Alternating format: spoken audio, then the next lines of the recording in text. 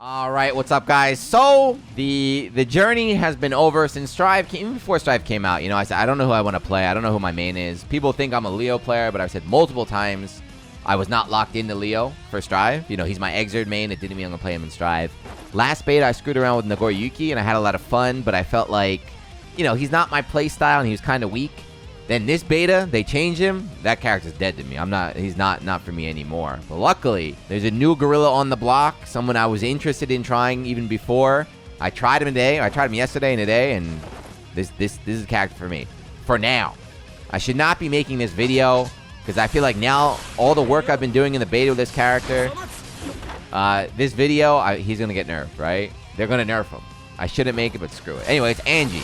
Anji, this is my main in Strive for the time being, unless any drastic changes come. So, you know, we've already talked about the character before, but I guess I'll do a real quick guide on how you should be playing him early on. Sorry if you're here just for the guide. Rambling. Step 1 with Anji, the ground is lava. That's basically, you want to fly all day. So, I saw on day 1 people saying this character is slow. Most people didn't play him. They probably don't even know the game. They probably just, you know, quoting their favorite influencer, but Anji is sluggish. He's slow. You just can't move. So I say in a lot of videos, make sure you set up your dash macro, so you can get air dashes like this, right? So the whole round, IAD, jump H right there, right? So there's anti-airs. Once they start anti-airing you, then you can start approaching on the ground. But this is your main threat. Always want to get in there. And then after that, you get a combo. So do this a lot. Next up, when in doubt on the ground, you know, if you feel like you can't approach, this move is ignorant. Oh my god. Spin all day, baby. Spin to win. So in the trailer, they showed him doing a follow-up on a slow move. So like, for example, this, right? And then doing SH like that. So that's really, really good. But you can only do that on a slow, heavy normal. So that's going to be important later on. The time being, all I've been doing day 1, spin, throw. Spin, throw all day. So if they jab, if they do a projectile, if they do anything, you're just going to get in there, throw, and now you can start your... And not only that, look how much damage throws do in this game, by the way. Look at that. I think they upped the damage overall. But the butterfly Oki, so after a throw, put up a butterfly, and now you kind of have to... You have something like that. So there's a lot of different options. You know, there's the same thing if you watch a Leo guide. There's no guaranteed one thing works for everything. You're going to have to mix up your offense as you go, because they can, you know, they can mash, they can jump, they can reversal super. So you're going to have to feel it out, but it's really, really fun. You can do that butterfly Oki, by the way, off of throw. Like off throw. In neutral, butterfly is very slow, so people were complaining about that, and it is slow, but it's still usable.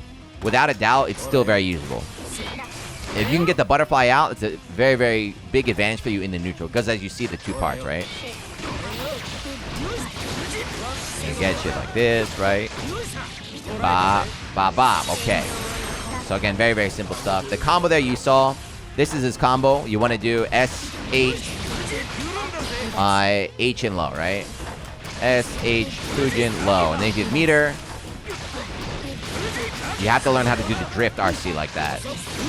And so stuff like that. Okay, this looks really good at the moment, but this is going to take a little bit more time to use. Is Ko. If you do the full charge version, he can move after it, which is really, really, really weird. So when he's spinning like this, if you happen to hit an attack, he switches into the whatever stance. I don't know, the counter stance where he can throw or do something like that. If they don't hit an attack, he can jump. He's got an air combo off that. If they block, he can move after. This seems like it has a lot of potential. It's very, very, very tricky there. What else is important for him? Anti-airs. So, in the Leo video, I talked about how Leo anti-air is not good because he doesn't get a lot off of it. Anji gets everything you want on this thing. So, let's have them just jump. Let's just have them jump here. Fujin. That's it. That's all you need. You need that. You just do that. Fujin.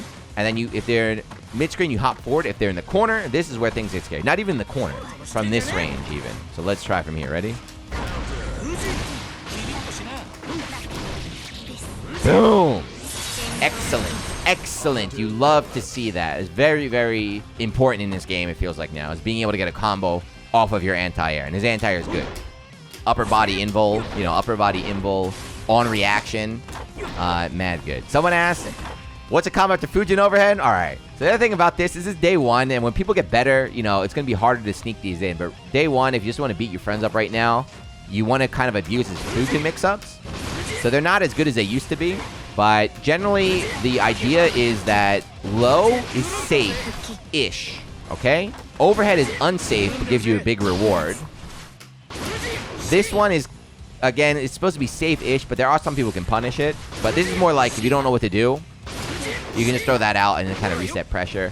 And then if you're getting greedy, hop into throw, and then you get the butterfly OP, okay? So those are the 4 things. You have to mix it up. You have to get a feel for that, but the overhead, this is grimy. Mid-screen is like this. Ready? You have to do a little dash K, and then do Fujin again, and then you can do a hop. So like that, all right? But then near the corner, this is where you get tons of damage. It's not optimal, but just do a loop like that. It's just SH Fujin, SH Fujin, and you're just going to break the wall. You're going to get positive bonus, and it does a ton of damage right there. But again, it is unsafe. So if you have meter to make it safe, you can do it, or if you just want to do Hail Mary, go for it. All right, and now those are all the basic things about Anji. This is why I'm playing this character. Those all things are really fun. You know, that's all really fun and good. But the one reason I'm playing this character, the most fun I've had in this game, look at just the joy on my face. This is going to get nerfed. I know it. I know this is going to get nerfed. I know Daisuke is in the chat right now. He's taking notes. He's like, nope, Juna likes that. Juna's having fun with that. He's mauling people with that. We're nerfing it. Ready? It's his counter. So when they showed this counter in his introduction, you know, I didn't know what to think. I was like, oh, counter super. You know, a lot of times, honestly, counter supers aren't that scary. This thing is godlike. This move is lightning fast, and it is active so long. You know, you normally expect these moves to be active for a little bit and then long recovery. This is like Hakumen's Yukikaze. Like, he's active. He's still active. There's so many times where people like, I'll do it. I'm like, oh, I whiffed. There's like a 1-second pause where we look at each other. They press a button, and that shit activates. It is godlike. So if you are a new Anji player, this is gonna take something. It's not as crazy as Leo. You know, when I talk about Leo, I'm like, just run through.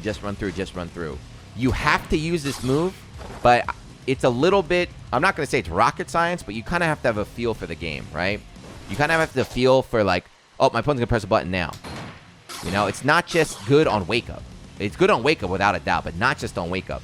When you get good with this character, because there's almost no risk, right? You're going to be able to do it like from here, in neutral, from pokes. On offense, this is working all day, right? I was doing twirl into counter, and it works. So the damage is crazy. Near the wall, you get a wall break. Let's see, right? So look at the damage. And you get the wall break. So in this game, like I always say, when you get the wall break, you gain your meter back. So even though I spent 50 meter to do that, I'm going to get all that meter back. It's so good. And then when you got 100 meter, you can do something silly like this. Let's do this. Ready?